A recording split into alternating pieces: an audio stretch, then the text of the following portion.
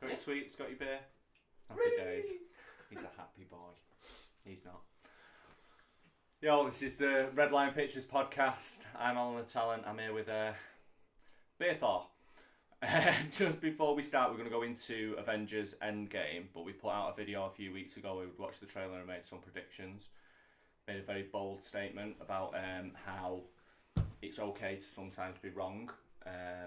Maybe in the future you would try and be less wrong, or sometimes even not wrong at all.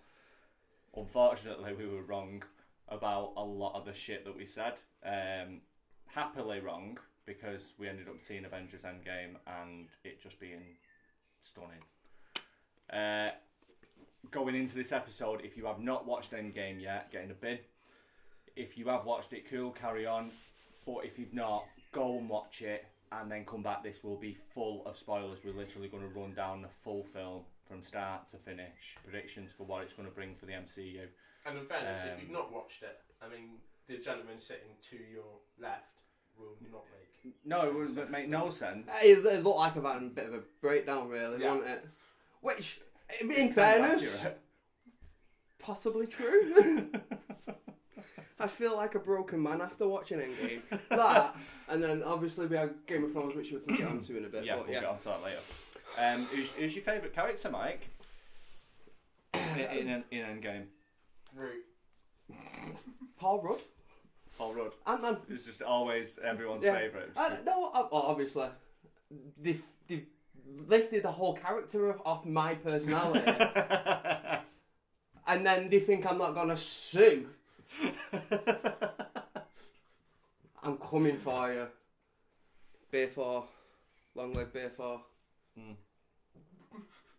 What was that, chalice? Whatever. That's It's my fucking German style, bro. Fucking genuine. I think it... Just wait a second.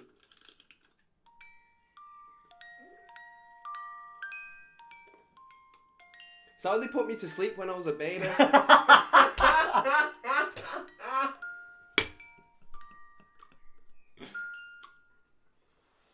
I don't know how to turn it off. Like that? No, that's just going to wind through and finishes the song. It's going to be quick drinks then, I guess. Is that the challenge? You put the song on and you've got to finish this time before the song finishes? Yes. Yeah, cool. I like it. Anyway, so I went going into EndGame, I was overly confident because I got so much right with Infinity War. Yeah. So I went in far too overconfident with myself. Yeah. That, and I got the title right. I got the first shot completely right. I got it all right up until the Thanos of it all. Yeah. So you got like the first 20 minutes, right? Yeah. Half an hour, and then it all goes sideways. I went in so excited. Just ecstatic. Just over the moon about just going to see it, just knowing what the Russos had done. There it goes again. Just knowing what the Russos had done. It just looks like I'm looking at my cock while it's making noise as well. Though. Is that what your cock does? It makes little jingly sounds. I am the thunder of cock god? I don't know. Thunder of cock god. Oh, get in the bin, you shit. So yeah, I'd gone into it being really excited, wanting to see the film. Obviously, knowing what the Russos had done previously, Captain America: The Winter Soldier was my absolute favourite MCU film, even up until Infinity War coming out. More so you prefer that over Infinity War? Yeah, I did. In terms of a story and the way they'd ripped it out of what a normal comic book film was and put it into a completely different like subgenre, and then just the acting, the story, everything about the film, I absolutely fucking adore. I think it, in terms of even without it being a superhero film, just in terms of it being a film, it's amazing. I agree. It was my favourite film before Infinity. No, well, yeah, before Infinity War. I mean, like, it's not my favourite film now. Oh no, Infinity War's still my favourite. Is film. it? Yeah, right. I mean, but we'll get into that I as feel well. like that's because everyone dies. But we don't have me in it, so I am that vein that should sway that. I mean, But let's get into it. Yeah. Okay. So I'll let you lead it because you made loads of notes and I came. Yeah, I made 4 totally- pages of notes, Yeah. like four and a bit pages of notes, just to make Tox happy. I feel, which is kind of sad, but That you want to make Tox happy is sad. that, or I just wanted to watch a film for the third time and make notes about it. I get it. Which, again, is probably sad. Shout out sarcasm. Yeah, shout Always. out sarcasm as always. Shout out talk, shout out flawless. Who else was that? Yeah, actually, who went to watch the film with us? Let's So we get went. into that. So to the My film. it's gonna be fucking hard. So there was obviously me, Mike, Nick, Tox, Flawless. Wait. Can you just say them slowly so when I edit this, it's just coming up? Okay. Segments. So me, Mike, We've already Beer got you guys. Nick, Tox, Bing, Flawless, Bing. That's where videos go. It's just not there. Watch the Well, podcast. It's a just watch podcast. it. I listen to it. Scorps, Bing. Yaneth. Thing. No. No, he's not even getting it. No picture. No. The bigger lad. There'll be nothing. Alright, who else? Mage. Major Concerns, Elastine. Bison Briggs, Yep. and Bloodstro. Stro, yeah. The mighty. Sorry. So we all went to see it midnight. It was a lot. It was a lot. I was exhausted before the film started, to be honest. The funniest argument I've ever seen about who's the better goalkeeper took far too long for it to be sorted, and I still don't think it was sorted at the end of it, because I don't think it'll ever be sorted. they need to understand that I am the best goalkeeper. Goldberg, There you go. Yeah, Goldberg. big fat goalie. But anyway, so we got into the thing, we started watching it. Oh, I enjoyed the trailers for this as well. Yeah, but when I went to see it, because we went to Again. see it at Odeon at midnight, and when I went to see it at View, like literally in the afternoon. So I went to see it at midnight with these, and then I picked my son up from school on the Thursday, and literally went, "Come on, mate, we're going to the cinema," and we went to View, and I got different trailers. Not massive layers, just a couple of different ones. Can't fully remember what they were. I don't think it was anything I was too excited about. But yeah, the trailers at Odeon were sick. Like everything, like seeing Star Wars on a big screen was ridiculous. I knew it was beautiful when I watched it on my phone or watched it on the telly, but seeing it on a massive screen was just like wow. Like the scope of the film's going to be huge. Just everything, even the sound effect. When that TIE fighter was coming in, Yeah. there was so The much rumble. of it that you heard, like more, even before you could see it. You can only vaguely hear it on your normal TV, but in the cinema you could feel it. Like, As well as you feel it in your sides when that bass. Even when she turns around, you can almost feel the rumble of the force. Well, she's about to run as well. So It was the same effect within that Godzilla trailer. Mm.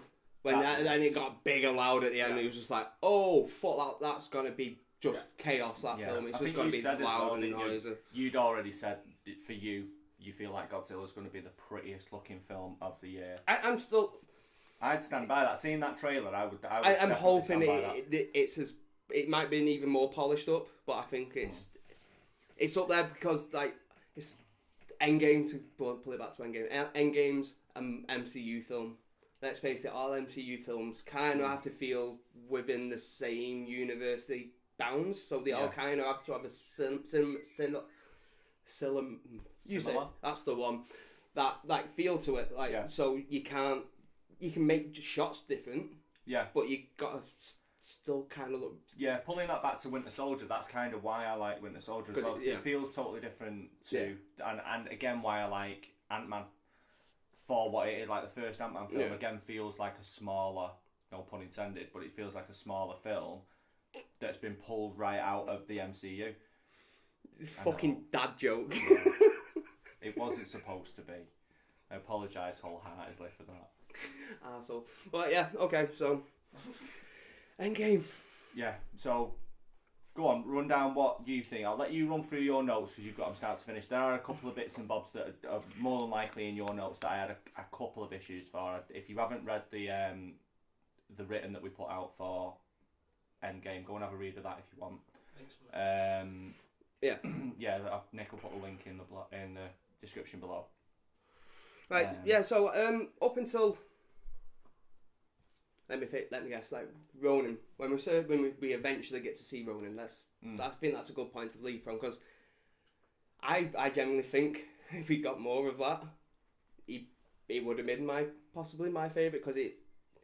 But I understand why Disney couldn't put that out. I feel like as dark as Ronan gets, you can't put that in a PG-13 film or whatever it was. My own downfall was obviously picking someone who wasn't going to be able to put what I would want out of that character out. So that's my own downfall. If you stick him in his own film, because there's 5 years of Ronan. You can quite easily pull that character out and make a film that's set after the snap and before. And we know he's dealt with Yakuza. We know he's dealt with the cartels in Mexico. So I can only imagine he's been just all over Russia. Just all over the planet, just killing bad people. Yeah. And is that a film or is that a TV one of the series? It could be a series. I think it would work better as a long played like storytelling. Yeah. But that was basically that felt like the death of Ronin and the reappearance of Hawkeye to me again when that ended with Scarlet Witch at the end of that season. Yeah. So that was the first part. I was like, oh, that's a little bit disappointing. I thought I was going to get more blood, death, just all that good stuff. I get that, but like say, obviously... I can't take anything you say seriously. We should be. I just can't. I'm trying. Knowing Disney, that like Disney always have a plan. Marvel always has Kevin Feige always has a plan. So for him to leave Ronan out of the film as much as he did, he was in it a bit, but not necessarily as Ronan, like you said. Was he called Hawkeye after that, or was he ever really Ronan? They never really referred to him as anything. He was always Clint. Yeah, exactly. He was Clint throughout the film, and BP says to him, he refers to him as Clint. They've only met once. Yeah. Very, very brief meeting in Civil War. They have a bit of a scrap. Black Panther destroys him, like he would, and then kind of moves on. Yeah, he just did, and then... Yes, he said that, didn't he? He was, I'm Clint. I don't care. But then, obviously, at the end of the film, he refers to him as Clint. It's the first time they've met him. He was dusted for 5 years. He doesn't know him as Ronan. He doesn't know him as Hawkeye, really. So, and I think all the other characters refer to him as Clint as well. Well, you've got to imagine if he's around them people who's going to... Yeah, but even Nat refers to him as Clint, and when she's talking to... but I think Hawkeye is... War Machine. Kind of feels though like when mobsters, like the Chicago mobsters didn't like their nicknames like Babyface and stuff. They wouldn't like that, but it's a moniker what stuck with them. So you wouldn't call it to the face, but as soon as you go, Hawkeye, what a little dick. Yeah. It's quite kind of. But most of them are like that, aren't they? No one really refers to them as their like Cap. Yeah, apart from Cap. Yeah, Cap's the only one. Yeah, everyone's like Tony or. And Vision, I guess, is saying, but he's... Yeah, but that's his name. Thor's his name. Cap's not Cap. He is Captain Rogers, but he's not... War Machine, over here for a second. Yeah, exactly, just wouldn't... Fuck off, you shit cunt. We'll come on to War Machine, because he can just fucking get it right in the bin. How has War Machine got thinner in every movie, but his suit's got bigger? Compensation. Trying to overcompensate. I had a really... horrible job. Yeah, I know what you was gonna say. Just because I've known you. He's got the hip. Didn't you say that before? He might have another podcast. I thought you said he's really got the hip. We say a lot of stuff. To be fair, like it wouldn't surprise. If you get thin like I am, people just assume it. And if you look like Alan, you definitely have it. Poster boy for him. Okay. So after that, Tony Nebula and Milano. Yep. Lovely scene. Love that. But this is like where my first kind of issue falls with this film. Like when it gets to the end, when Captain Marvel turns up, how the fuck does she replenish the oxygen? She doesn't need to, does she? Because she can just get them home. He says like, well, by this time tomorrow we'll have no oxygen. They said left. they're 21 million light years. 21,000 light years away from Earth. But it's Captain Marvel. So she could. I'm assuming that she can jump. No, through that's why later in the film she actually. And we're all assuming. She jumped with them right in the beginning, didn't she? When they jumped for the first time, she was just there waiting. She went outside. She was in the ship, and then she went outside the ship, and she goes down to scout, and then she comes back up. I thought she was just there because when they jump, they finally get there, and she's there waiting for them. No, she couldn't. You actually see her leave the ship. She goes out. Oh, does she? Yeah, she goes. I'm gonna go and scout this, and then she comes back. So she can't actually jump. So it makes that's the first part, and I was like, for me, I was like, it didn't bother me because I was like, well, yeah, she is there. Oh, and how did she find him? Find him? I mean, they are scanning the galaxy to find Thanos. And they've not found anything. They haven't. But again, I mean, she's it's Captain Marvel. You don't know picking, what sort of technology she's got. It shouldn't on, really whatever. take away from the film, but yeah, it was the part when I watched it the first time. I went, that feels a little bit. Off, yeah, it didn't pull me out of it at all. Obviously, it was like when the film first comes on and you get Hawkeye's first scene. You leaned into me. You leaned into me. Oh, fuck. Yeah. You leaned into me and just called it. And then as soon as Captain Marvel turns up, well, it's not the Milano, it's the Benatar. As soon as she turns up, I leaned into you and called it. Like there were very few things that we got right in this film, but all of them seemed to happen in about the first 20 minutes. Apart from the big end that I called straight away. Yeah. Exactly what happened with Cap. We'll get to that later. Yeah, we'll get to that in a bit, but we don't like to we won't talk over about the one time you were right. So anyway, yeah. So that didn't pull me out of the film. I just figured I expected it to happen and it did. So I just kind of moved on. Alright, so when they've got back, Tony's got off the ship. They've slimmed him down. Well, yeah, they've slimmed him down. Yeah, he was wasted. Right, he was dead, which reminded me just of Joe what they did to Cap in the first one before they made him big. Avenger. But I think when it comes to the whole body changing, the age and stuff, Marvel are the only ones what really do it, right? Some of it's perfect. Scary, breaks all logic. the uncanny valley. It's just that we've gone to not being able to create a face that looks like an actual face to it just being that could actually fool you. Especially they did it. For me, I feel like they did it best in Captain Marvel when they do its Fury. I think that's just because it's because it's so more impressive because it's the whole film. It's not like it's not a scene that kind of pulls you out of it. But it was beautifully done, and it to a ridiculous standard. And they do it again throughout this. Like I say, like you just said, when they waste Cap to a point where he looks ill, painfully, like he's on the verge of dying, which is exactly how he should look. Yeah, was it Iron Man, yeah, even. Sorry. But yeah, they get him to a point where he looks like he could just drop down dead at any point. Well, nearly does. Yeah. Right. The other part I really like about that is the moment with Rocket and Nebula. Mm-hmm. When they sat there and they don't talk, they don't really acknowledge each other. It's just they just hold hands and just know because all of their fam. Their family's gone. And they didn't really, let's face it, get on. They kind of get on a little bit more when they sat round the campfire in Guardians 2. You see their chemistry a little bit more. Not because they like evil, each other. Yeah, it's the evil that they recognise that. Oh, you're a little bit mental. You like hurting people. I kind of dig that about you. So,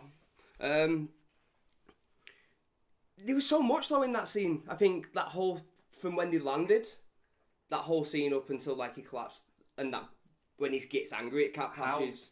How dark Iron Man goes is weird, but great. It showed that these have actually got acting chops. Yeah. Like the first half of the film, every one of them, pretty much of the first 6, all show they can actually act. Yeah, they've got a moment. They've all had the real moment where. But it's that part. It's usually the part job when they've gone back in time to that job, make amends or whatever. But absolutely stunning. I can't even read my own writing. Curse my dyslexia. It's what happens when you're writing runic. Is that what happens when you're trying to read writing runic? And you're trying to read through sunglasses when you wear through prescription glasses. Well, these are prescription. Why? I'm shelling out for these, aren't I? Okay, fair enough. So what's the next part? All right, so next part I can remember is they're talking about finding Thanos. So they're talking about the snaps. So huge amount of radiation, gamma radiation they made with the first snap. 2 days later, they see the second snap. Do the snaps give off many gamma radiation? Does that cause mutants within this universe? Ooh. I like that. It could be. I mean, I like that a lot. It doesn't explain why they'd be about for so long, but if it's a different timeline or a different parallel, because everything's been messed about with that much. If you've snapped and then 5 years later, everyone's kind of okay with their powers. They've had 5 years to work on it. I like that as a theory. I really do. And that'd be a really interesting way for Marvel to bring mutants into the universe, because the snaps happened. Like that's a thing. They've not gone back in time and erased that event. It happened. It's done. Yeah, it's done. So I'm not sure. It's just something I thought of when I was watching it, when I was talking to Vicky last night. Yeah, I like it. So after that, Thanos dead.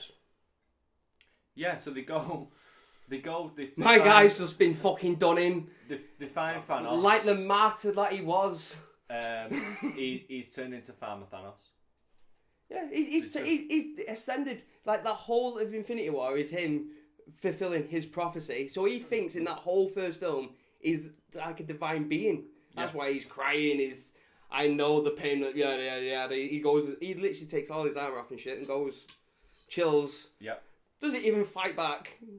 It really doesn't. He doesn't. He knows it's coming. Like, the work's done. Like, there's no point in me being here. Dead. I think it's more nothing that they can physically do can stop what he's done. Yeah, so like, the job's... He's resigned to it. The like, works... If you kill me, it doesn't matter. If you don't kill me, it doesn't matter. Like, I've done it. Yeah. The stones are gone, you're fucked. Yeah. The job's done. I'm not here to live out. I've done what I was put in this universe for. And then it's... Yeah, and that's why I think he won in the first one. He wasn't clouded. He knew what he was going to do. They're the best villains as well. Yeah. The best villains are the villains that they have the clarity to see that whatever they are doing is the right decision to make. They're the most menacing villains. Yeah. The most believable villains. You don't just feel like they're just there to take over the world. They've got a bit of a backstory. Yeah, they've like got a reason Killmonger, to do it. Like Killmonger. Yeah. You know he was fucking evil, but at the end of the day, Killmonger's right. In that film, he is the one that's right. Is it Zemo in Winter Soldier? Yeah. Very underrated villain. Actually, probably one of my favourite villains in the whole thing. Because he's just a guy that's got a plan and he's like, I'm going to do it. This, and then does it. And he's going to outsmart everyone, does it, and then he's like, if I'm going to die, tries to kill himself and stops. Yeah, great villain. It's great, but right up until the end, where you're like, mate, there's nothing that you can do can justify it. And it's just like, my dad held my wife and my child in his arms, under a pile of rubble, and the Avengers went home. I was like, okay, that's fine. Yeah. Okay, I guess you got Get it? Okay, never mind. So then we get the time jump, the 5-year time jump. Yeah. We were wrong again. Yeah, we was. We were wrong again. We were so wrong. Like, so wrong. So I got a drink every time I was wrong, I said, didn't I? Yeah.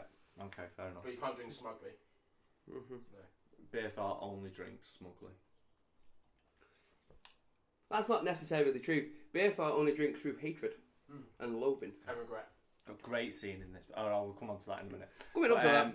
So we get the time jump. We get Cap doing his thing with the like a self-help group. Yeah, and then we get the Russo directors, the first openly gay actor character within the MCU. Yeah, we was talking about this before, and I can't think of another one. I think he was going. I'm surprised that he'd give it himself. He's been in 4 films, MCU films with different characters. The guy is just collecting checks. Yeah, but I don't remember him in any other film. No. But obviously, because he had such a it was a very emotional scene in this one. He was the doctor who was operating on Nick Fury. Right. Kind of an emotional scene. Right. So yeah, and one of them was cut from the actual film. I think that was EndGame, but there we go. Yeah, to put yourself in and just go, this is a character. We need someone who's openly gay. We need to talk about it. I'll just do that. And going back to Cap hosting that support group makes perfect sense as well, because he's already been through it. He lost a lifetime in the ice, so and he's kind of got over it. Like they've only had 5 years. Yeah. He's had 10 years to kind of figure out. Yeah. What has gone on? Like he's going through it the second time, so I think it's where you start seeing. Oh, this might. That's when I was like, I don't think he's gonna die. Mm. That's when I was like, he's gonna get the riding off into the sunset.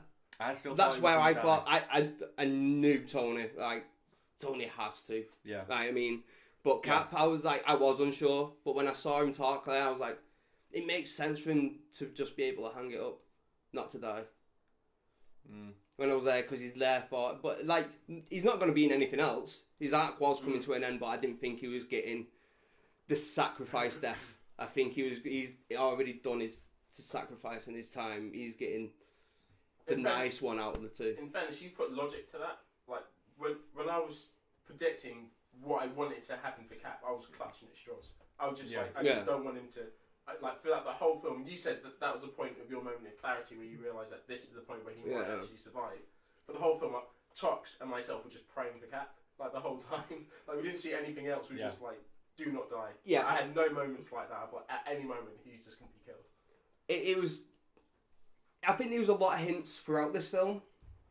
Just bit, but it was only character parts. Mm-hmm. So, Thor talking to his mum.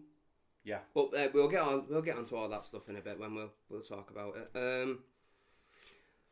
So Scott Lang's stuff being stored in that weird locker. Yeah. How and why, with all that weird technology, is it stored there? I'm assuming that there's one of those like depots for everyone on the planet. Like literally they've just gone, anyone that didn't make it will just put all their stuff. Yeah, but wouldn't someone go, oh, that was Ant-Man shit. And it looks kind of smart and high-tech in the back. And on. Yeah. Well, no, the rat turns it on. The rat is the most important. No, it was still spinning. The rat technically is the most important character in the whole film. Yeah. But it really relies on that rodent. But, yeah, it was another thing I was just like, it seemed weird. Then... Yeah, again, it was one of them things, and that might just be me being totally ignorant and just watching the film and just like, I fucking love it. And just being a proper fanboy. Oh no, and don't not get me seeing wrong. any like, problems with it. Do you know what I mean? But this is on third time watching it. Just stood there going, "Oh, do you know what? That's that." Okay, I can. It makes. It doesn't bother me. Like, but anyway, let's move on. Next scene. Scott Lang's been walking about. Doesn't know he's been 5 years gone. No, that's one of the most emotional scenes of the film for me. There's the first scene with Hawkeye, and then that scene. That may be very much because I've got kids as well. And well, it's the scene when he goes to see the Vanished memorials. I dread to think how many Easter eggs are in those so names. names. Like, I just like if someone's definitely gonna go on Reddit has gone through that frame by frame to find out. I can only imagine it's hundreds and hundreds, even if it's cast crew, just weird people, just really deep cuts. But then it goes to him meeting his daughter. Yeah, that properly got me. That might be the first time I cried in the film, or got emotionally about it. Yeah, I got a lump in my throat. And there was a number of times throughout the film that I felt like that. I think it was about 6 or 7 times where I was like, "Shit, I'm gonna go with it." That was probably the first one. Yeah. Okay. So the next part I really remember. I think we all know it's. I was right about. Well, I'm gonna say I was right about this. Professor fucking Hulk. Yeah, you was right about that. He might not be the typical typical like proper Professor Hulk, but he works with time travel. But he shouted "dab," which is hilarious. When the kids were walking off, was fucking well funny. I don't understand why no one else in that cinema found it as funny as like our little weird row. Yeah, just like no one else like. Yeah. He was That was one of the scenes that, on the first watch, really took me out of the film. Because of how different he looks to normal Hulk, because he's kind of slimmed down a little bit, because he's a mix of Banner and Hulk. Yeah. And how weird he sounds as well, like he sounded like Arnie. Well, it's because they just slightly... only slightly modulated his voice. Him down, and he's gone, but I need to still kind of talk like the Hulk, who has got the same, like, ability to talk as Arnie. Get down. It's just like it's all he's doing, right? So yeah, but I really enjoyed that weird little scene where the Ant-Man joke again. I'm Ant-Man. Yeah. It was Paul Rudd any little part when he's just got a tiny one-liner in a scene, automatically stole that His scene comic from me. timing. He's just the is funniest everything. fucking dude. Even when he's sat with his taco. Do you know what I mean? Just the way he looks at it, he's like, I get that though. If my taco went like that, I'd... Yeah, like he's slow music, just slow. But yeah, that was the first scene in the film that really took me out of it, and I went, I'm not 100% comfortable with the way it looks. On the second watch, didn't notice it, because by the end of the film, you're fine with it. Like, there's nothing going on the screen that you're not okay with. Yeah. But yeah, like straight away, it was just like, fucking hell, like that's a bit odd. Yeah, I get that. It didn't really bother me, to be honest, because I knew he was getting. He was expecting it anyway. I was expecting a different version of a Hulk, and I knew he was going to have to look closer to Ruffalo than before, so it didn't really bother me. Next main part after that is Tony Stark figuring out time travel on a whim, which is perfect for Tony. But then the reaction when he just falls, and he sits back, and he's just gobsmacked. It's that interaction with his daughter, and then all you hear is shit from his kid, and then that whole conversation about Pepper Potts owning the word shit and stuff like. Just again proving Robert Downey Jr. It's very much a dad thing to do though, as well as like just literally blame the mum. I wouldn't know. It genuinely is. Like he just went, I just swore in front of the kid. Blame the mum. She owns that word. I can't say that word. She owns it. Sorry. So as my wife watches this, I can't also agree with that. Yes, you can. She definitely can. All right. So definitely blames. After that, they figure out time travel. They go fuck about. Clint goes back to the farm first. Yeah, well, Tony gets his little meeting back with Cap a minute. Like, he gets a minute with Cap where he presents him back with the shield, and it's a full circle since Civil War of Tony kind of coming to the terms of the fact that Cap really is one of his best friends. Yeah. He actually loves him, and that's actually after the Morag. It goes to Morag and then jumps back to that scene. No, when Tony turns back up. Yeah, when he pulls up in his car. Okay, Fight for it. No, no, it is because he pulls up in his car. I'm going to wait. The shield back, and then I'll explain why he's wrong. And then they've been sending Ant-Man back in time. He's been going to baby Ant-Man and then old Ant-Man. And that's then after. And then they go to Morag first. He explains why they're there. And Nebula goes, but there's other people looking for the stones in 2014. And then it goes back. It doesn't. I watched it again last night. Wrote notes. They're your notes. This is true, but so when Iron Man turns back up, it's literally after he's figured out time travel. He goes to Avengers Mansion.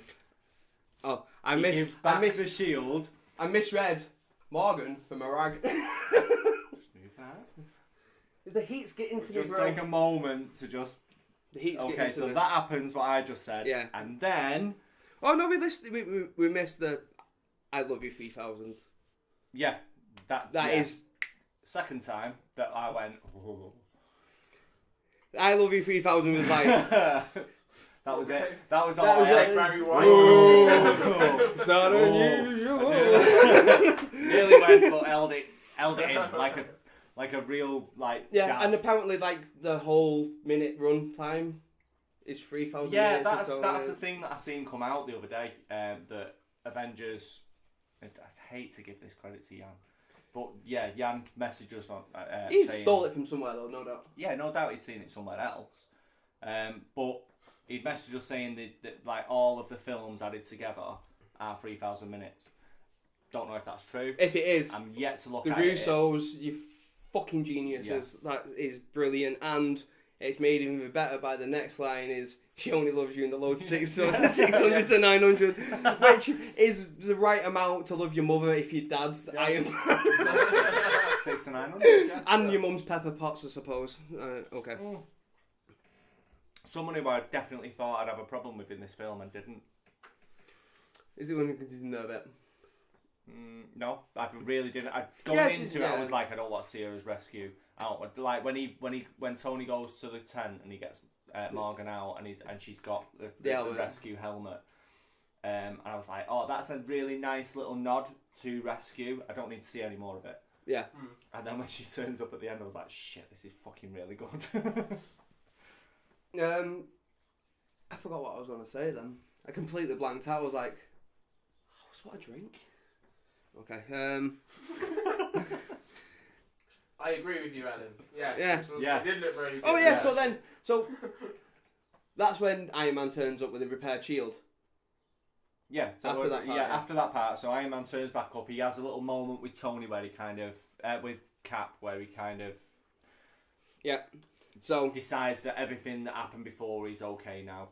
Yeah, but I'm still going to be and he sad. goes, but by the way, I figured it out for you. Yeah. I'm assuming you sent Ant-Man back in time and he turned into a baby, and he was like, yep, that's definitely what happened. That whole scene of Ant-Man going backwards and forwards. Piss funny.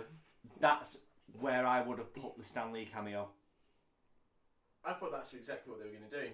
As in the suit, I thought that's where we were going to see it. That is exactly I do love his cameo, but yeah, well. Yeah, I love his cameo, but that's where I'd have put it. Okay, so after that scene, then it's the Hulk and Rocket going to New Asgard to meet me. Mm-hmm. Just me looking like a boss, like a big ball of boss, melted ice cream Don. Don't know what ice cream he would be. But yeah, it was funny. It was nice to see Cog back. Him and his Cog.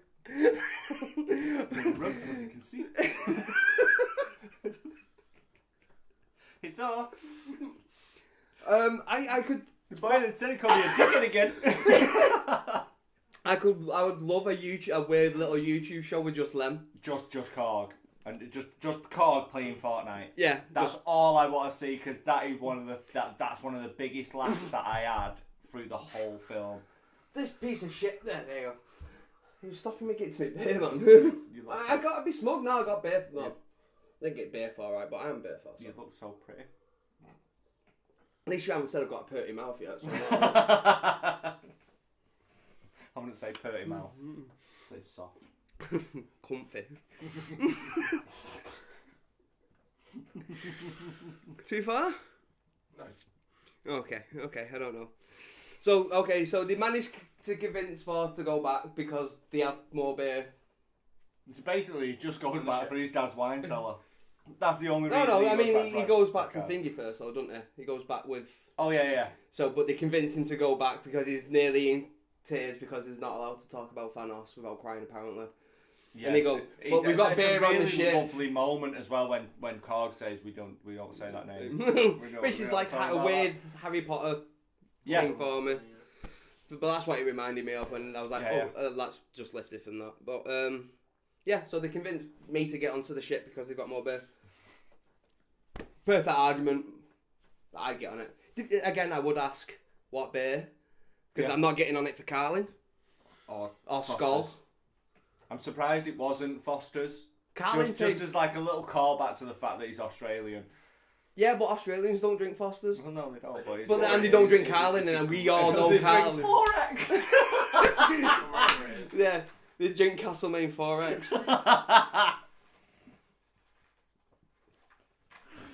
So that isn't that what it's called? That might be Nick's best joke.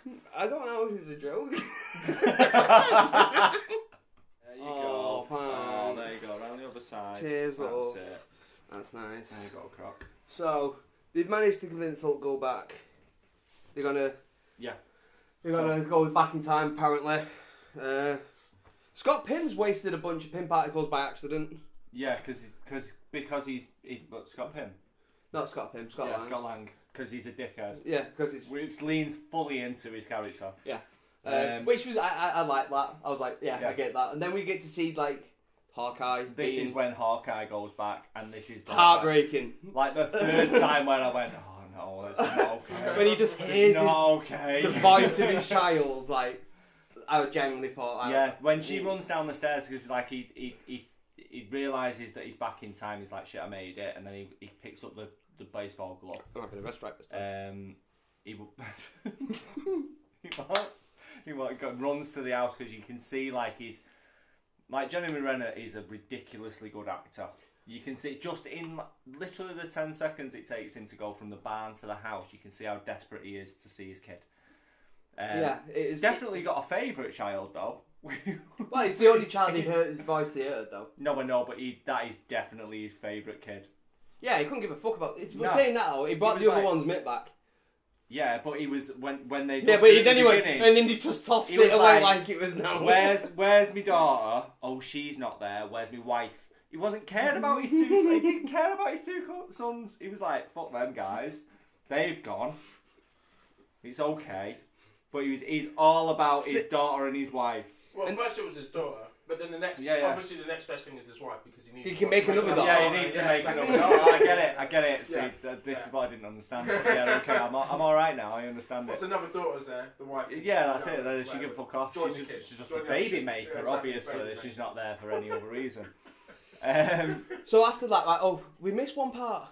The part where they run through the rules of time travel, and they've just list off the shit best on everything. No, when they list off the names, the actual film names, which was Star Trek, Terminator, Time Cop, Quantum Leap, Back to the Future, A Wrinkle in Time, Bill and Ted's Excellent Adventure, Hot Tub Time Machine, but not Die Hard. But, yeah, not Not Die Hard. Because that's not a time film. Which I enjoyed that. It was. I enjoyed that because Scott Lang is definitely that character that would get that into it. He would just start saying shit. Yeah. What was. And then just go, oh, no. That's not right, got though. a bit wrong. I think it's probably War Machine's best scene that he's ever had. Ever. Yeah. In any film. In any ever. film. In any film. Film, not even just in a Marvel film, Yeah, just in just any in general, film. yeah. Don Cheadle, do Don that. Cheadle's best. Do that ever more scene. and do everything else less. So basically, now he's done that, do nothing. Yeah, that's basically it. Yeah, basically now you can retire. Don't come back. Don't make any more films. Don't carry on getting thinner. There'll be nothing left. There will be nothing left. So, they've done the test, Clint's back. They're going to Just trying start. to keep this on track. Yeah. Trying, like, desperately. You're only doing it because you're really hot. Yeah, kind of. I just want to get this fucking wig off at this point. So they're back. Bear Force strikes again when he tells his story about the ether. Yeah, so they get him involved to be like, you know about this stuff. You could be responsible and tell us the things that we need to know. And he's like, yeah, so that's Jane Foster. We was in a relationship. We're not together now. It's the part when he said people are referring to it as a stone. It's not a stone. It's a weird red sludge. Do that. And that is the closest I'm going to get into doing that accent, that impression. He turns kind of into like Boris Johnson. Like that's like it's literally where they've lifted Dunford from. Yeah. Dunford is Boris Johnson. That was another. Sadly. That was another. But also amazing. Like I get it. If you wanted a comic relief, like Boris Johnson makes perfect sense. Another scene that I really like with Scott Lang as well, where everyone's just really pissed off. During that scene, where everyone's really kind of bored and like uninterested in what he's saying, and Ant-Man's the only one that's like generally interested. Oh, because he doesn't know. Yeah, he's just nodding along. It's like a little kid being told like. See, that's what I was talking about before. Whenever you see it, he's just in it, and he doesn't even talk in that part. He's just nodding along. He's like smiling, like really interesting. He has the fact that he hasn't aged since like 1998. Yeah. That is I really feel like helpful. I feel like the notes for that scene was everyone just being like, "Oh, this is like really confused or like just angry, getting to sit down." And he did his own thing where he just went, "I'm going to be super interested." He just was. You could, like he was just really like, into I it. do feel like that's a very Paul Rudd like ad lib. Yeah. Like that wasn't in the script at all, and they just went, "Oh, we'll leave that in because just you're leave a that in funny guy." It's like all the jokes that just didn't land. Okay. Like, he was just like funny hilarious. Yeah. No. Is he the funniest thing in this film? Is he the one what keeps this film moving at a quick pace in the middle? Film in this film. The funniest actor. The funniest thing. Oh, the funniest actor. Is he the funniest actor in this film consistently? Yeah. Is he the reason it feels like it's a quicker paced film? I think. Yeah, because his comic timing's good ridiculous. So, Ant-Man was the most important Avenger. Kind of. In a way, Ant-Man is definitely the most important Avenger. I'd be smug about that. I got that one right as well. Yeah. It's just basically what you're. Yeah, it's just so I. This is just so I can get Which is the smashed. funniest, yeah. So basically, and therefore the most important. Yeah, therefore I was right. No, it is because if he doesn't come back from the quantum realm, then you don't have anything. Yeah, it's just another reason why he's entertaining. Like, most important character. If he doesn't waste some of the pin particles, then we don't need to get any more. Yeah. So there you don't get that bit. Yeah. Do you know what I mean? Like there's a lot of stuff. We're going back onto the pin particles because we've got more stuff. Ant-Man does. We've got more stuff to talk about the pin particles. But there's a lot of stuff that Ant-Man accidentally does that really leans into the fact that you actually needed him to be a dickhead to get the film, to get the story. Yeah. Completely. So they go back in New York. Mm-hmm. This is where I started like.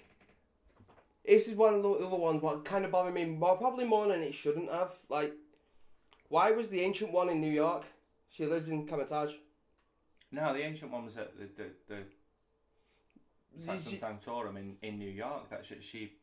No, she's based in there. Well, that's where she. It's a different master of New York. That's where she meets Strange 4 years later. That's not necessarily where she always has been. It's always been the Sanctum Sanctorum, but there's for 3 around the world. She's based at the one at Kamatage, and there's a New York one, and there's one in Hong Kong. Also, she's waiting for Hulk on that rooftop. She knows he's coming there, so is that why she's there? How did she know it's time travel? I mean, she knows he's there because she's aware of Strange. It's just a part. Well, no, because she knows Strange because she can see into her future. And she knows... In the fact that she can see into her future, did she see herself meeting Hulk? No, because that's... I don't know. That's the danger with time travel. That was the part when I was like... That doesn't make sense to me, because I always thought she was based somewhere else and he was a different master out of New York. So to me, it didn't make much sense for him to... In fairness, she literally has to step through a door to get from there to New York. So maybe. it's not like she has to get 9 hours on a plane. Yeah, like I said, it was just that one thing I was like... In fairness, she was kicking ass when she was there, so she was probably just helped defending it from the... I love that they called it back so much to previous films as well. Yeah. Like throughout the film, they really, really feels like they link everything together. Like they take a little bit from every single film that they've done. And go, we'll just call back that little moment, like when she punches Banner out of his body. Yeah, it's the same. It's just like this is what she does to Strange. Yeah. Now Strange literally just whips straight back into his body, but she leaves Banner there. She's like, as a full blown conversation with the You do not know how to get back into your body, so I'm just going to leave you to sweat for a bit. Well, we did miss one part though. When Hulk got back to New York, saw himself and that's one of my favourites. And then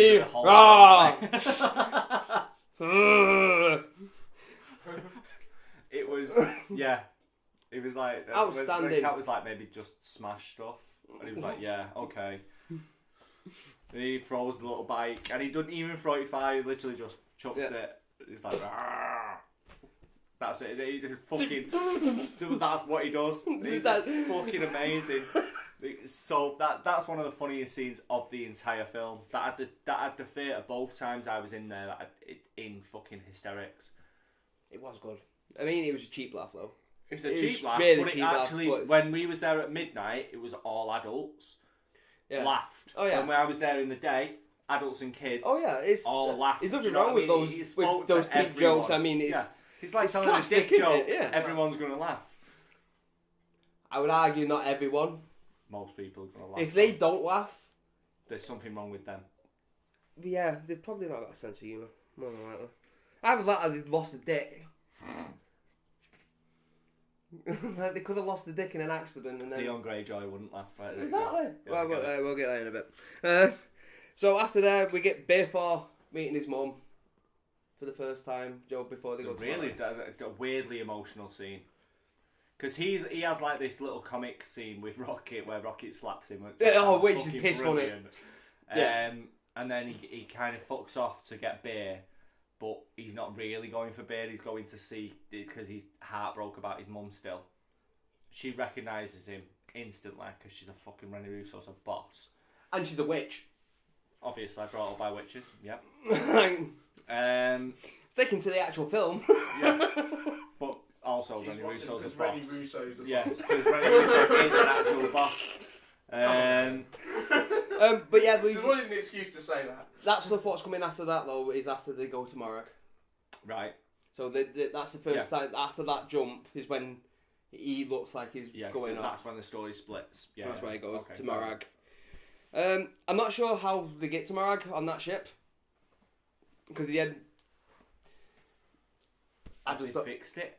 I'm assuming they fixed the Benatar, and that's how they get there. But no, but there we go. Star-Lord dancing. They must have fixed it because he has it in the palm of his hand, don't they? They've already shrunk the Benatar. So have they wasted more doing that as well? Well, they had because they could have just landed. They say they have enough for one jump and to get back, but I don't understand why they haven't jumped to Morag just directly to it and don't need the ship. I don't know. See, that does feel odd. Yeah, I get that. that. I was just like, that doesn't really marry up for me, but yeah. But then you get to see Star-Lord dancing and singing, like from the original Guardians, from that different point of view. Great. And when the song cuts and it's him singing like me. And he can't sing. And he's just dancing around looking like a fucking wang. And then he gets one bombed. Yeah. Is that the best thing that War Machine ever does? No, talking about all the films is the best thing that he's ever done. We already established that. Yeah, but one bombing Star-Lord is pretty good. I don't know. But he does punch and shoot people more than he does anything interesting with his voice.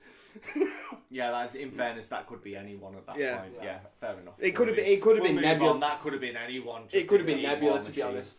Yeah. She's got a big metal hand. Been Nebula, and we're just giving him credit for it, like because we feel bad for him. Well, we don't feel bad for him. Stop getting fed. So then we see Nebula fall to get the first headache after she gets the Power Stone. Yeah, so he jumps back in time. The War Machine goes. They're supposed to synchronise their watches like it's Mission Impossible. And then I didn't even think that, but it is very Mission Impossible. He goes and she misses because she gets an headache. Say it. This is a very woman thing to do. Like all women, ruin everything with an headache. Jokes. So yeah, she doesn't jump back in time. She just fucking collapses. Yeah. But then we see Gamora and Nebula as the full-blown children of Thanos. Yeah. When Gamora is fully, not fully on the side of her dad, but when she's in the place in the timeline where she's pretending to be. No, I would say she's still fully that until there's a possibility he's got a stone. Yeah. And that's when that turn starts for me. But I think it's another scene which helped explain a lot of the weird time travelness of it all. It's very underrated as a scene as well, like the connection that Gamora and Nebula have. So that calls it straight back to Guardians of the Galaxy 2. It's a very, very well layered film. Yeah. If you think about it, it must have been an absolute fucking ball ache to write. Mm-hmm. I can only imagine just trying to write a labour of love. Like it would be hard work, but you can tell they absolutely adored the doing people every what second wrote of it. this, they did EndGame, Civil War, Infinity War, Civil War, Winter Soldier. We've just found out that they did the first Avenger as well, and also Thor: The Dark World. Which makes sense now. Makes sense for how much of a callback to Thor: The Dark World was, but also what the fuck happened then? Did you have a stroke while you was making that one? Did you you wrote all these amazing films, and they just knew chuck a shit on the table with that. They just knew in another 8 years, they will get asked to come back after writing this to write the most important film that we can. It makes no sense, but yeah, it does. It's weird, weird. But it also makes Thor: The Dark World. It makes me want to go back and watch it a bit more. I've seen it a couple of times. It's I've not watched my least favourite Marvel film. I've watched them all a couple of times, but after watching that, I'll go, I could go back and watch that. I was going to say that compared to the first Thor, it's not bad. It's not good. It's shit, but you It's can not sit good. through it. It's not like for a Marvel film. It's really bad. It's one of the At least worst he didn't bleach villains. his eyebrows. I feel like Thor: The Dark World is you see that's when the chemistry between Jane Foster and Thor actually breaks down. Like there isn't any. The villain isn't great. The story isn't fantastic. You get one meaningful death, which isn't really meaningful to the rest of the MCU. It's just meaningful to Thor. Well, it is now. But it is now, yeah. But that's very much because the Russos, when we made that, we need that, to retcon that. We're going to make it important for everyone else. I feel like the action sequence is good. I did enjoy the kind of the chase scene that they had. Yeah, there's some bits in it, like when Heimdall runs out and literally jumps onto the ship that's invisible with his sword. That's one of the scenes that sticks out. Yeah, it's like fucking hell, that's actually sick. Like there's bits in the film that are really, really good. It's set in London as well. You'll appreciate that. It's there are parts of the film that are okay. I don't understand why he would appreciate that. Because he's from London. Oh, okay. Yeah, Can we start talking about that fucking film now, anyway? But no, there are, like I say, not the worst MCU film. Gets a lot of shit, but is definitely not the worst one. Yeah. The worst one's Iron Man 3. So we cut from there, we go back to New York.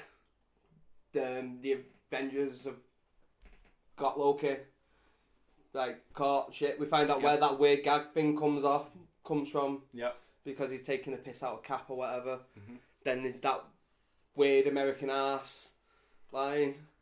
That's America's ass. That did feel a little bit odd, but it also shows it's very much in Ant-Man's character that he just adores Cap. Yeah. And that calls back to Civil War. Yeah. Oh, we should have just done that. We should have just run down all the callbacks to every single That'd be an film. even longer one, I think. So, there you go. You just Civil War. So, no, that's Civil War. Next one is the lift scene. Yeah, from Cap Winter Soldier, which is callback. Fucking great, and I love it because the whole Hail Hydra thing, which is ripped from that comic from like 2016, which ripped from the comic that caused everyone to be angry. All the nerds fucking hated it. Like literally, all the virgins on the planet went fuck off. He's not allowed to be a Hydra because there's a comic still. I think it's a cover actually from one of the first Cap one, the run of that year when it's Cap Hail Hydra. Yeah, it's the last pane of the first run of that comic, and everyone was like, "No, Cap can't be Hydra. That can't happen. It goes against everything that he is." But for him to lean in and call back to that comic, and also to the fact that he knows what happened in Winter Soldier, great scene. It was his smile as he walked off as well. Yeah. He was like, gotcha, motherfucker. And then the Loki fight, Cap fighting Cap, the Loki. That Cap and Cap fight was sick. It's sick until we get to the martyr of it all. Yeah. Okay. Yeah.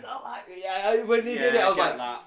Batman would be angry. I like the fact that he knows that he's at that stage. He's just a little fucking pussy, isn't he? As soon as you say Loki, he just breaks. Oh no, so he Bucky. Just used it, He said Bucky, yeah. Bucky, yeah. He just breaks. Therefore is dead. Who now got Thor Ragnarok but fatter. Right. Sorry. So knowing that he's knowing that Cap, seeing that he's progressed that much through the film, Mike's stripping off.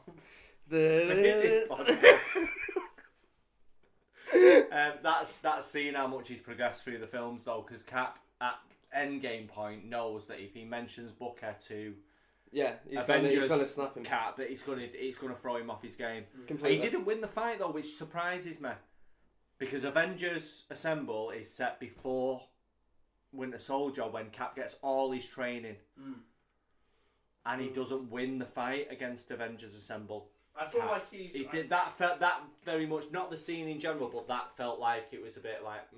I didn't even think of that one. So New Cap would have destroyed him. This is what I should have destroyed him. This is what I said to Tox. I was like, New Cap would have won that. Yeah, easily. He would have won.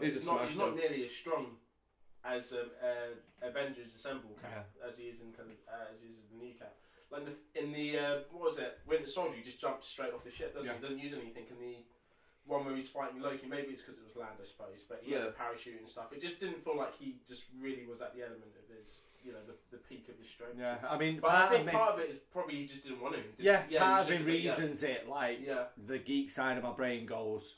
He probably didn't want to hurt himself. Yeah, exactly. Yeah. Like he's like, I've still got He's to holding fight. back. I've still got to beat someone up in on a boat Yeah. with a weird French accent in a couple of weeks. Yeah, whatever. And the other Cap was sure it was Loki, wasn't it? Yeah, so he positive. So he was going at it full exactly. ball, right? And then after that, we get Ant-Man fucking up Tony Stark's suit again by just being small. just pulling his heart out, Like, basically. which again is another nod to I know you can do this, go and do it. And I know it's not going to kill me, so yeah, because Pepper Potts has already ripped that thing completely out of me once. Loki picks up the Tesseract at that point and fucks off. Yeah. Where to? Doesn't that break all the timelines because of stones left? It kind of does.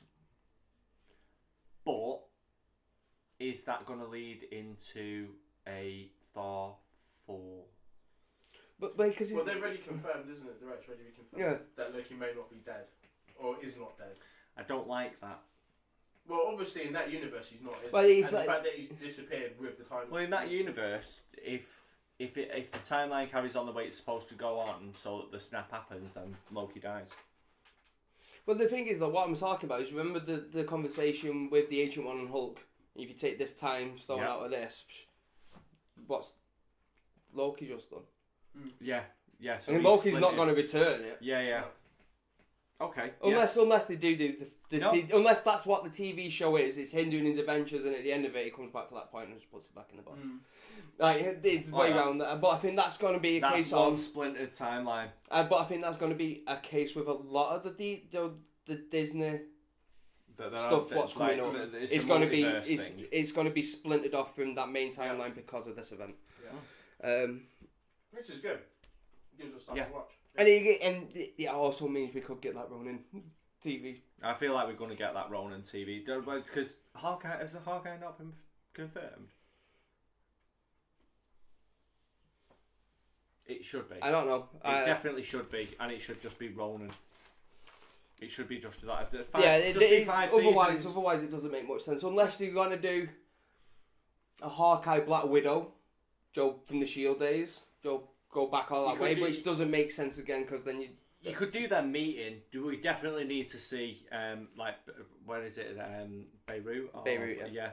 We definitely need to see that because they've referred to it so many. Budapest. That's it. Because they've referred to it so many times that it definitely needs to be something that everyone watches, and it definitely needs to be amazing. Otherwise, it's going to be a total fucking disappointment. The first Avengers and then this one.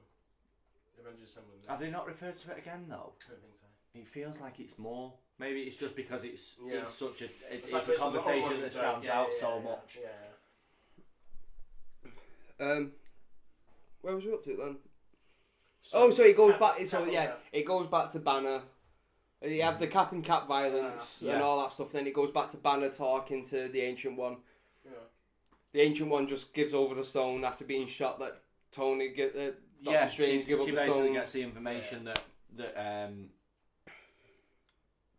Stephen Strange gave her the stone, like just gave it up, and she's like, "Oh well, if that's the case, he's supposed to be the best one of us." Yeah. Which leans into the fact that he's one of the strongest Avengers. Oh, we already know moving into like the new Avengers and stuff like that. He will be like a main player.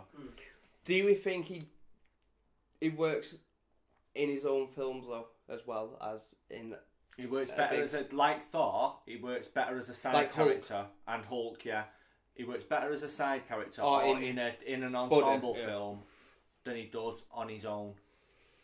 Yeah, I would agree. Yeah, definitely. Although seeing him, I still want to see Strange 2 where he goes up against Chiwetel Ejiofor. Just because that dynamic on screen was fucking insane. I think if it does happen, I don't think it's just going to be a one-on-one thing. I think Strange is having someone... Well, Mordo's not going to just go on his own. He's going to be building up. Yeah, but what I mean is that first Doctor Strange was a lot of... It was just setting him up, which fair enough, it's your origin film.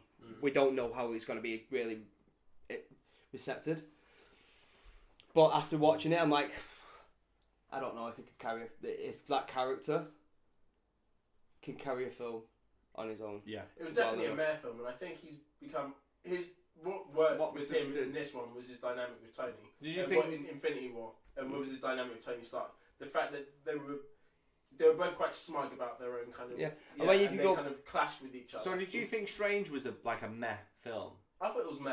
I enjoyed it. Visually, I really liked it. That surprises me. That you thought in terms of the whole film that it was meh, because visually, obviously, that's totally you. Yeah. That's a very you film to watch. The thing is with that, all it did is bring in other films like Inception or Matrix, things like that. It just looked like a big kaleidoscope. And a lot of the scenes that were like based in the space just reminded me of Guardians. A lot of these things, a lot of snippets to it, I'd already seen before. Never all put together like that, which I appreciate.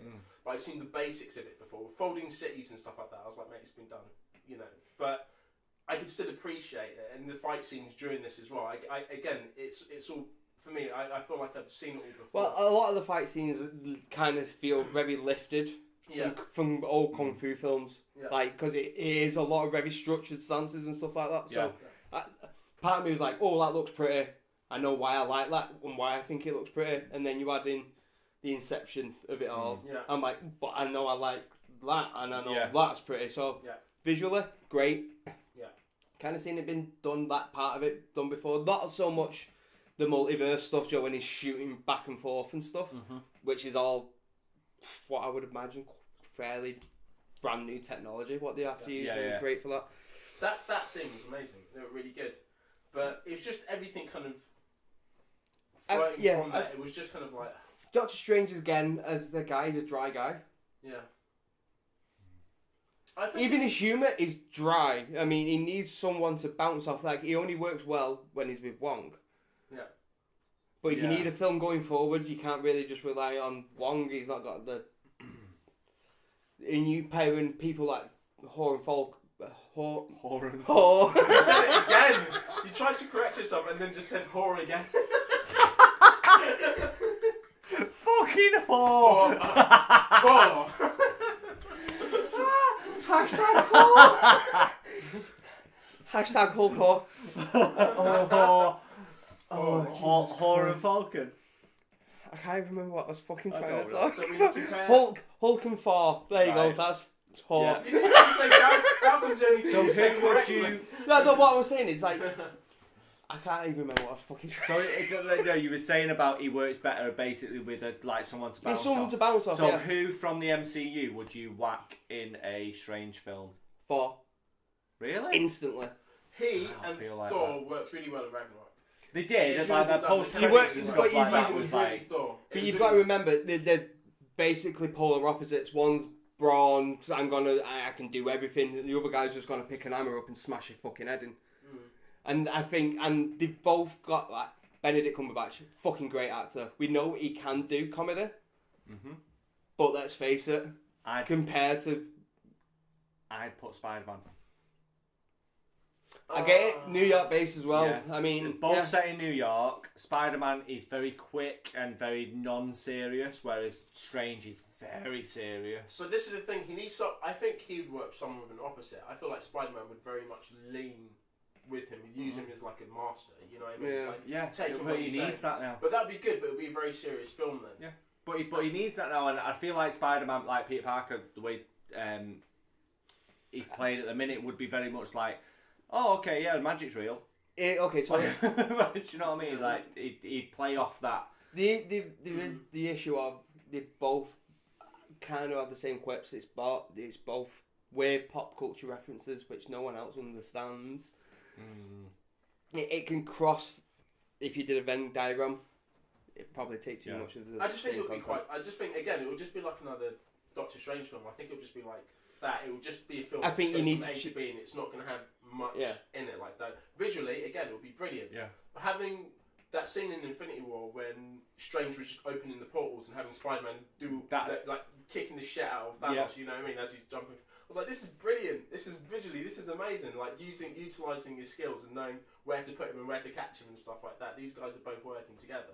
So visually, if they had a good enough villain and stuff like that, like the fight scenes would just be amazing. But the story in itself, do you not think Thor Ragnarok, then the effects of Thor Ragnarok's not going to change the way they treat the films, because Doctor Strange feels very much like still set in the old days of the original Thor.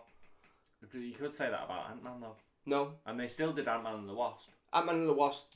The Ant-Man doesn't feel really like it wrote like any of the other Marvel films to me. Visually and the feel of the film isn't like it, but it's very much wrote like it's when they lean to more towards comedy. Mm.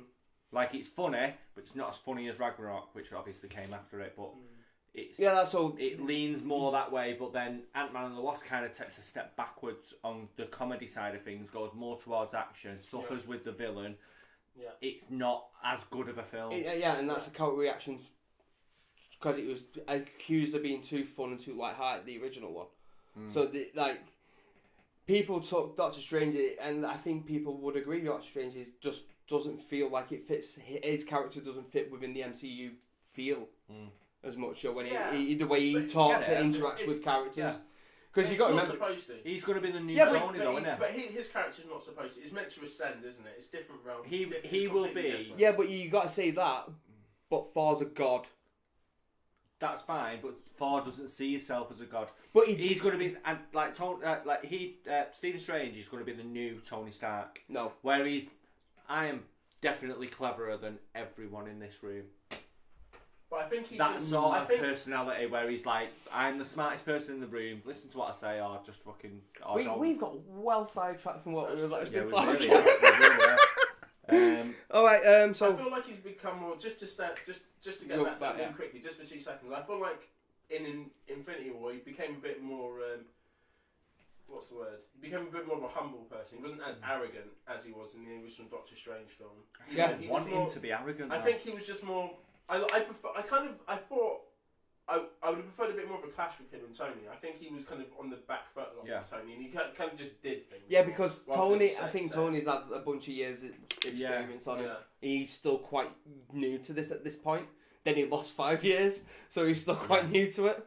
Yeah. Like in comparison, Tony's the OG in it. Let's face it. Yeah. But Doctor Strange still knows that he knows more than Tony. Not about technology and things like that. And we get to that. Yeah. In that final fight. Yeah. Which we're going to stop there because I actually need to piss. We're going to share stream. So that was the first part of the Avengers EndGame. It's a fucking long one. Review, talk about all the shit that went on.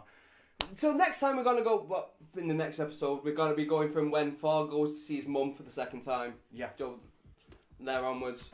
Like, subscribe, follow. Mike, Al, in the corner as always, Nick. Hi.